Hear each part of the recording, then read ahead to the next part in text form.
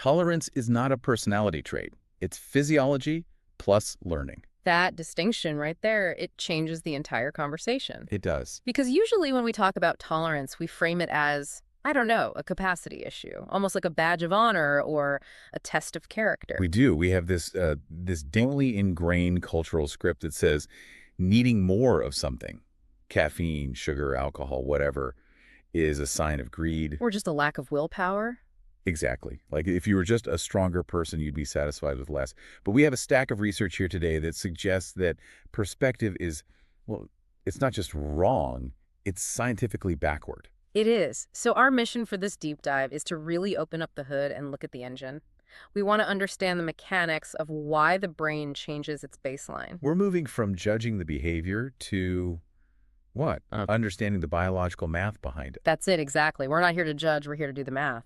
And we're pulling from some real heavy hitters in neuroscience papers by Dr. Nora Volkow at NITAIA, George Koob's work on stress. And the incentive sensitization research from Robinson and Berridge, which is fascinating. Yeah, so we're dealing with concepts like Allostasis and something called hypofrontality. Right, which is basically looking at neuroimaging studies that show us what happens when the brain's executive center just, I guess, hangs a closed for business sign on the door. We're going to break down how the brain's attempt to maintain stability, this thing researchers call allostasis, inadvertently creates the whole cycle of tolerance. But before we get into the chemistry, we need to drop the disclaimer. Yep. Standard procedure. This discussion is for educational purposes, all based on the provided literature. It does not constitute medical advice. If you or someone you know is struggling, please seek professional help. Okay, so let's get into the weeds. We assume we take a substance because it feels good. But physically, chemically, what is actually happening during that initial high? Right. To even get to tolerance, you have to understand the intoxication itself. So, based on the Neuroscience of Addiction text in the stack, when you introduce a substance, let's say alcohol or a psychostimulant, you're triggering an overwhelming surge in neurotransmitters. We're talking dopamine, mainly. Primarily dopamine, yes, in the reward circuits. But the sources highlight a shift in processing. That's really the key. You have two systems at play. Think of the cold system. Okay. That's your dorsolateral prefrontal cortex. It's the responsible adult in the room. It handles logic, executive control, thinking about the future. The part of your brain that says, maybe don't do that, you have a meeting at 8 a.m. Precisely. Then you have the hot system, the ventral areas, the limbic system, and this is just raw emotion, drive, impulse. Okay. The literature explains that during intoxication, that cold system is suppressed and the hot system gets amplified. So it's like the CEO, the logic guy, he leaves the building for the day, and the impulsive intern locks the doors and takes over the control panel. That is a great way to visualize it, because with the cold system offline, you lose inhibitory control. You can't regulate the impulse because the regulator is, well, chemically sedated. The intern is just pressing every button that feels good. With zero regard for the quarterly report due tomorrow. Yeah. So that's the state of intoxication. But the sources mention something called opponent process theory. This feels like the engine that drives the whole transition from fun to dependency. This is the absolute core mechanism. It comes from Solomon and Corbett, and it's referenced heavily by Koob. The basic rule is this. For every action in the brain, there is an equal and opposite reaction. Okay, let's zoom in on this, because this is where the high starts to really transform into something else. This feels like our first big insight. Right. So researchers call the initial euphoria the A process. You take the drug, you get the spike. It's fast. It's intense. And crucially, it creates a departure from homeostasis. It throws the whole system off balance. In a pleasurable way at first. But the brain hates imbalance. It hates it. It wants to be level. It wants homeostasis.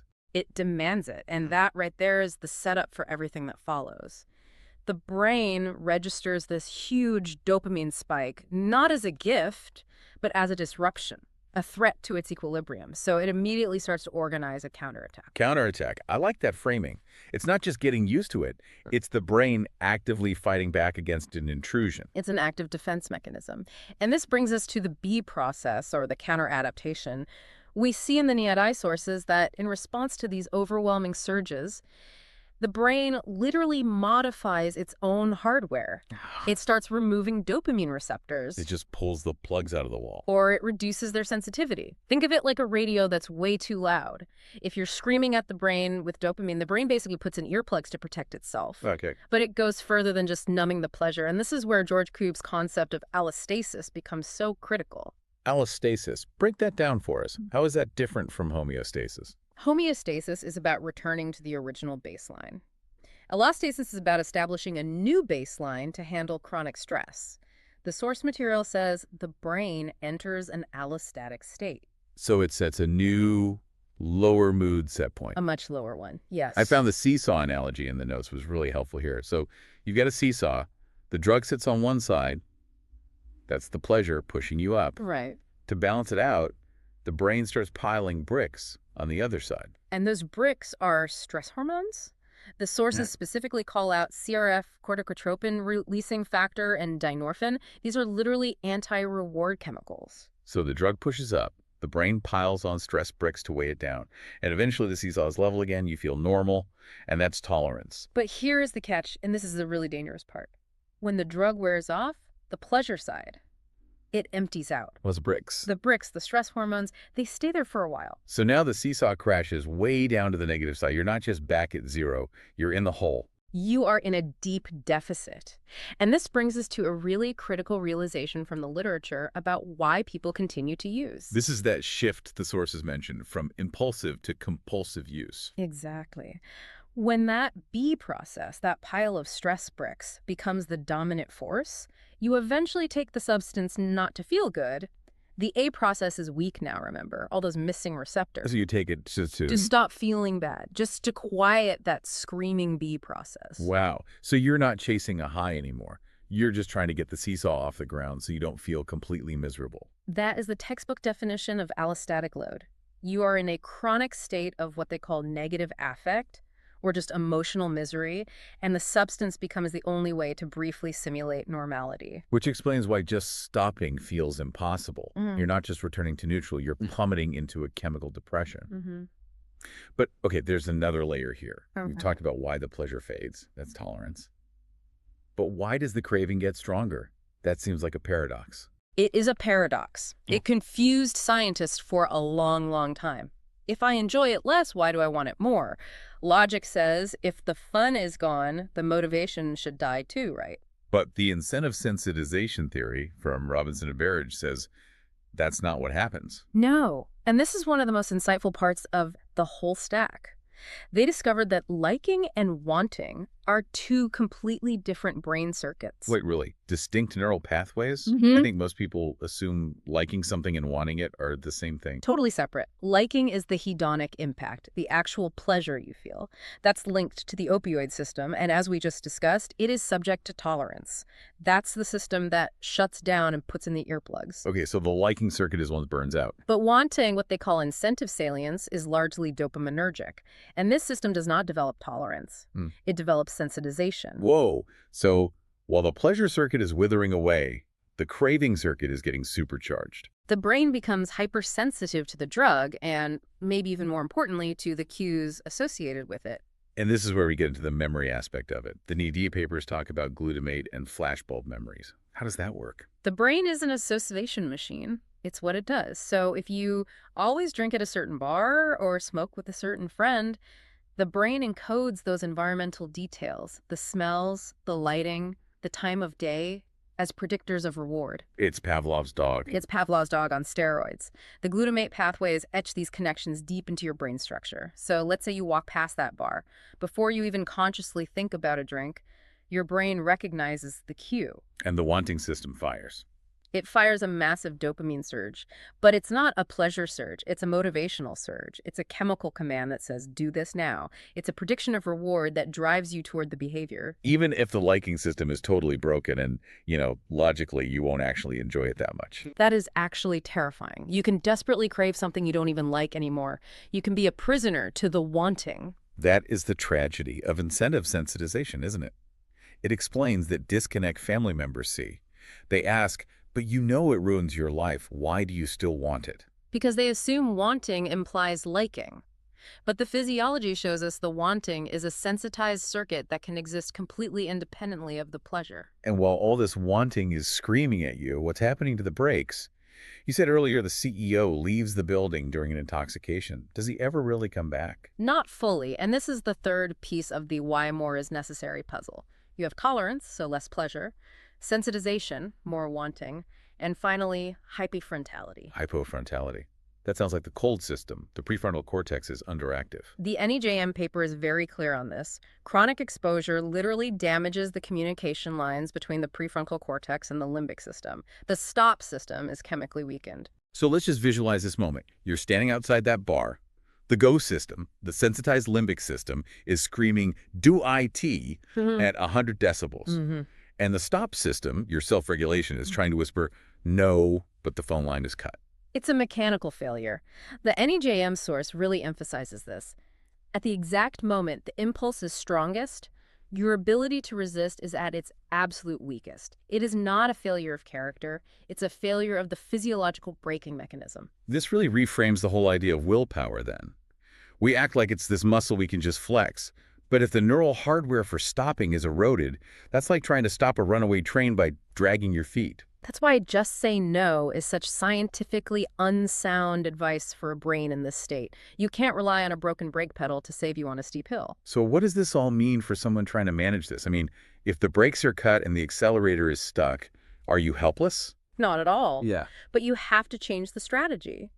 The Principles of Drug Addiction Treatment source gives us some really good behavioral interventions that align perfectly with this biology.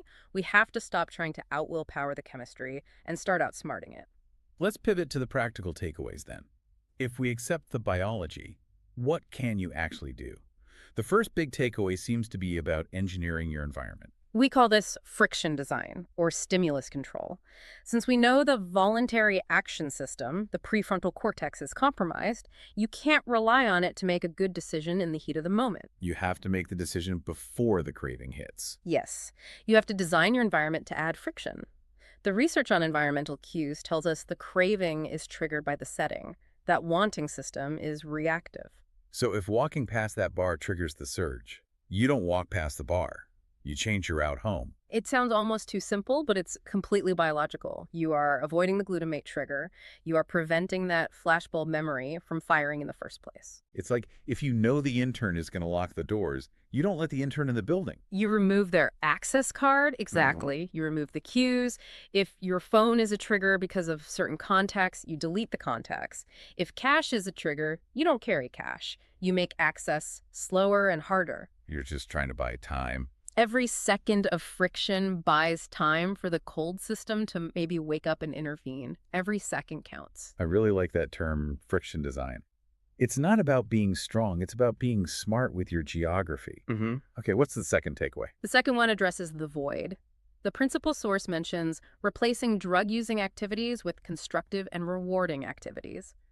We can just call this the replacement ritual. Because if you just stop the behavior, you're left with all that allostatic stress, right? Yeah. The seesaw is crashing down. You have a vacuum, and the brain hates a vacuum. The sources discuss how natural rewards, social contact, exercise, even food use the same pathways, but they've just been drowned out. You have to retrain the brain to value them again. So it's not enough to just not drink at 5:00 p.m. No, you need a new action at 5:00 p.m. The brain expects a reward at that time because of circadian cues. You have to plug in a new, natural reward. And the sources mention exercise specifically, I saw. Exercise is huge. It naturally boosts dopamine and endorphins, helping to balance that seesaw without an external substance. It helps rebuild the liking for normal activities. But the real key is consistency. You are literally physically retraining the glutamate pathways to chase a new target. So friction to stop the old signal and replacement to build a new one. It's like you're rewiring the whole board. It is slow work. The sources are clear that these neuroadaptations, the tolerance, the sensitization, they take a long time to develop and they take time to reverse. But the brain is plastic. It can learn new baselines. That's the hopeful part, right? The brain adapts into this state, but it can adapt out of it too. It's what it's designed to do. We just have to give it the right inputs. Okay, let's wrap this up. We've covered a lot of ground today. We have. So, to summarize, tolerance is really just The brain trying to protect itself through allostasis, piling those bricks on the seesaw. And cravings are distinct from pleasure. That's the incentive sensitization theory.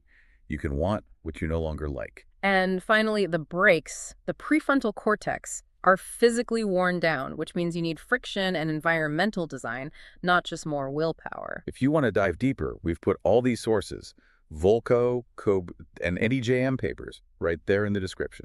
And next episode, we are unpacking withdrawal. And the sources say it is about way more than just the physical symptoms. It's about the dark side of emotional misery that drives relapse long after the physical stuff is gone. You will not want to miss that. Yeah. Also, if you want specific examples of how to design your environment to stop those cues, just comment friction, and we'll see what we can share with you.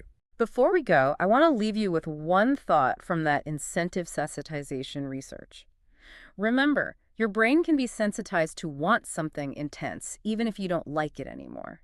And just knowing the difference between wanting and liking, that's the first step to taking back the controls. See you in the deep end next time.